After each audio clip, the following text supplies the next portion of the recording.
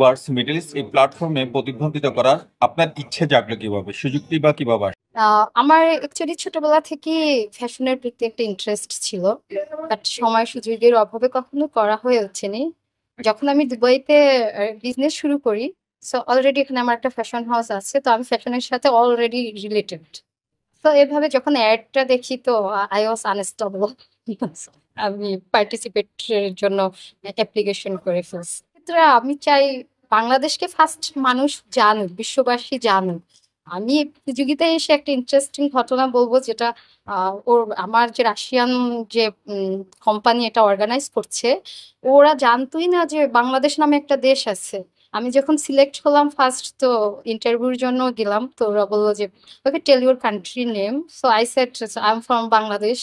So she said, no, tell your country name. It's a part of India.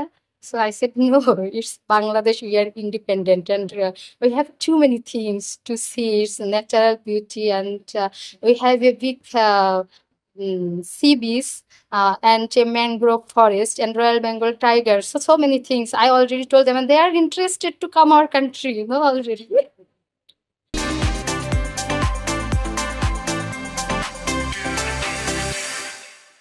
এই প্রতিযোগিতার মূল theme হচ্ছে নারীদেরকে জাগিয়ে তোলা। মেইনলি আমাদের এখানে যে যারা পার্টিসিপেন্ট আছে, তো সবাই কিন্তু কর্পোরেট। অ্যাকচুয়ালি আমরা যেটা দেখি, বাইরের কান্ট্রিতে আপনি একটা মেয়েকেও পাবেন না যে বাসায় বসে আছে বা হাউস ওয়াইফ, এরকম না।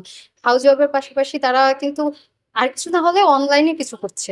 আর ম্যাক্সিমাম মেয়েরাই যে যার অবস্থান থেকে ইন্ডিপেন্ডেন্ট। তো এই প্রতিযোগিতার মূল থিম হচ্ছে এটাই, যে মেয়েদের আরো বেশি ইন্ডিপেন্ডেন্ট করা, তাদের ড্রিম গুলোকে ফলো করা, তারা যা করতে চায়। তো বয়স বা তুমি যদি বিবাহিত হও কোনো প্রবলেম নাই, তোমার বাচ্চা থাকলেও প্রবলেম নেই, তারপরে তুমি নিজেকে রিপ্রেজেন্ট করতে পারো।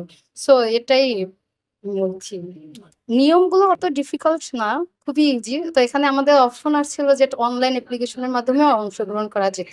তো আপনার ইনফরমেশন গুলো ফিল আপ করে দেন যে যে কান্ট্রি তার পাসপোর্ট দিতে হবে। দেন রেসিডেন্ট কার্ড, আমাদের দুবাইয়ের অবশ্যই সবার রেসিডেন্ট কার্ড থাকতে হবে। তো এটা দিয়ে আমরা অনলাইনে অ্যাপ্লাই করতে পেরেছি। তো এরপরেই আমাদের ইন্টারভিউর জন্য ডাকছে। ইন্টারভিউতে সিলেকশনের পর ওরা একটা মেসেজ দিয়ে দিয়েছে সিলেকশন হয়ে গেছে। দেন আমাদের গ্রুমিং সেকশন। বিশ্বের অলমোস্ট 50+ কান্ট্রি আমাদের প্রতিযোগিতায় অংশগ্রহণ করছে।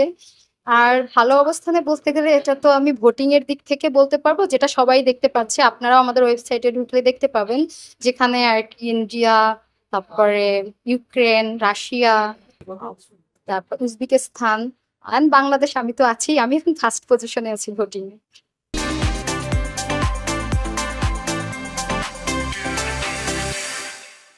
ওকে, 16 তারিখ থেকে আমাদের থাকছে মেনলি পরিচিতি পর্ব। ওখানে আমরা নিজেদের ইন্ট্রোডাকশন করব, আর আমাদের হবি কি এটা বলবো, জাস্ট অ্যাজ অ্যাজ উই, আমাদের মতোই, নাথিং এলস। আর নেক্সট 17তে মেইন পর্ব থাকছে talent round and national costume. ট্যালেন্টে যার যেটা, যে যে ব্যাপারে পারদর্শী সেটা প্রদর্শন করা। ন্যাশনাল কস্টিউম হচ্ছে যে যে কান্ট্রির, সেই কান্ট্রির ওদের ন্যাশনাল কস্টিউম করে প্রদর্শন করা। আর 18 তারিখে হচ্ছে গালা রাউন্ড, এন্ড ওই দিন উইনার আর কি, বিজয়ীকে মুকুট দেওয়া হবে। এটাই। অবশ্যই আমি শতভাগ আত্মবিশ্বাসী। আমি এখানে এখন তো ভোটিং এ অলমোস্ট আমি এক নম্বর টপে আছি। আমি আশা করি যে প্রতিযোগিতায়ও আমি ভালো করবো, বেস্ট করবো। প্রতিবন্ধকতা বলতে, আমি তো আসলে দুবাইতে বিজনেস করি। এখানে আমার বিজনেসটা দেখা, আর সাথে নিজেকে ট্রেনিং সেশনে আমার প্রতিদিন 6 আওয়ার্স এরকম ট্রেনিং থাকতো।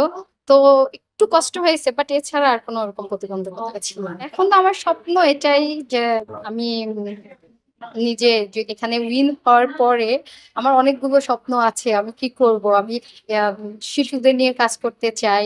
তারপরে যে মেয়েগুলো আর কি, যাদের ওদের ড্রিম গুলো যাতে ফলো করতে পারে, ইন্সপায়ার করতে চাই মেয়েদের। আর এছাড়া আমার বিজনেসটাকে আরো ডেভেলপ করতে চাই। এগুলো অনেক কিছু আছে, ইনশাল্লাহ আস্তে আস্তে জানবেন।